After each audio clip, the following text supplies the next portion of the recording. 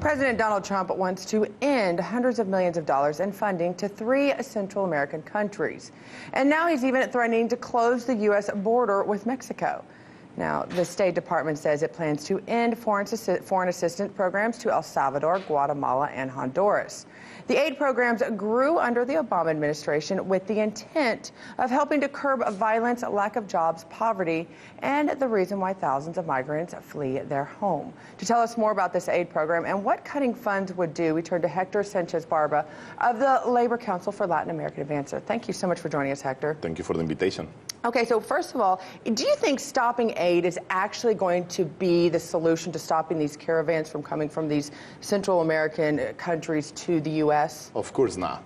It's a continuation of the policies that we have seen from this president, extremist policies, especially in the foreign policy, that don't really provide any real solutions from any of the angles, from the foreign aid to the economic policy to the trade policy to the issue of drugs, to many of the different issues that are actually affecting these areas. We as an organization are focusing on the root causes of the problem. We need to really look at the responsibility that we have as the United States on what is happening in these spaces. We have the highest addiction in the world to drugs, and these countries are providing those drugs. We have addiction to cheap, exploitable, and disposable labor. Entire sectors of the economy depend on undocumented workers. And we also have other issues. Historically, we have intervened in these areas to destabilize those spaces. So we need to turn the conversation around and be responsible for our actions and have a different kind of conversation, because what this president is doing is just blaming others for these issues instead of engaging in a holistic approach to provide solutions. Well, President Trump first brought this out back in October, I think, and he put this, and there was obviously a lot of controversy then. Not many changes. He dropped it. Obviously, he didn't put these changes back in then.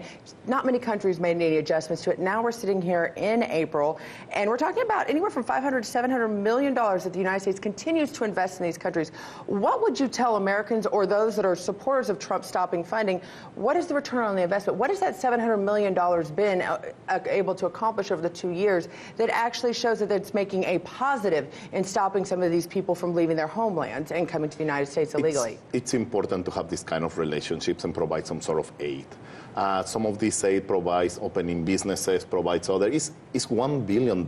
This is nothing. This president is asking for billions and billions of dollars for a wall that makes no sense, that has no productivity. Instead, we should focus on building honest relationship with our neighbors and try to spend money that makes sense to provide and improve those economies. This doesn't make sense at all, and it's just a continuation of the policies, the racist language that Trump has been doing for 2 years and a half. So what can the United States do to try to get these countries that we're talking about, Honduras, El Salvador, and Guatemala, to take more responsibility, to eliminate the corruption in their own government, to be able to keep people within? What is the way that the United States can stop being enablers for these countries that continue to drive their citizens out and towards the United States? Obviously, our neighboring nations also have to fight some of the important issues that you mentioned.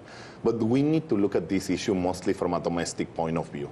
We are attracting undocumented workers all the time. How do we explain that we as a nation have 11 million undocumented workers in our nation? It's because we have created a system, a perfect system of exploitation for workers in which entire sectors of the economy benefit from this. And we're just exploiting these workers and create a system of deportations that when they raise their voices, when they try to organize, we just deport them to their countries. We need to be honest as a nation, and we need to change the way we analyze these issues with our neighboring countries that have been historically friendly, like Mexico and Central America. Well, obviously, conversations help. I think there's just a lot of frustrations right now with the Trump administration, and I agree with you. Just reach out and talk to some people, and those conversations are shutting down, unfortunately, and it's going to these dramatic headlines that sometimes get the attention.